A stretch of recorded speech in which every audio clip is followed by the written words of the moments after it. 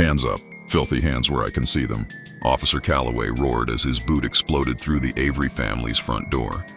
Flashlights cut through the dark, slicing across the narrow hallway as shouts filled the air. Same kind every time. He spat, sweeping the house like it was already condemned.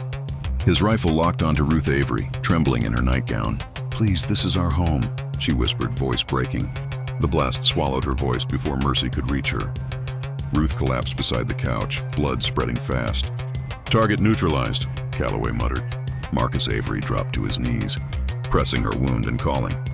None of them knowing the man they just ambushed was a former Navy SEAL commander. Before we go any further, comment where in the world you are watching from and make sure to subscribe because tomorrow's story is one you don't want to miss. The living room glowed softly in the blue light of the TV.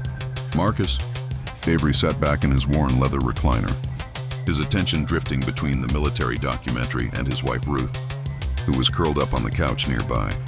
She had her reading glasses perched on her nose, reviewing patient files from her clinic with the dedication that made her such a respected nurse in their community.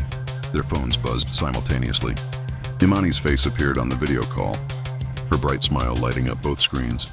"Just checking in on my favorite people before bed," she said. "You should be sleeping, baby girl," Ruth said, but her voice was warm with motherly affection. "Says the woman still doing paperwork at midnight," Imani teased.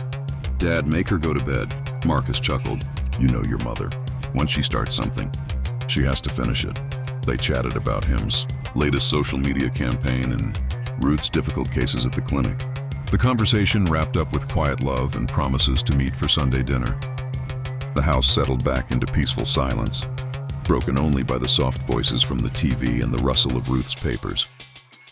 The crash came without warning. The front door exploded inward, wood splinters flying through the air. Before either of them could move, blinding light and deafening bangs filled their kitchen. Marcus's military training kicked in instantly, 20 years of muscle memory taking over. He dropped low, scanning entry points, cataloging threats. His breath controlled and steady despite the chaos. "Police, don't move." Multiple voices shouted over each other. Ruth had stood up, her medical reports scattered across the floor.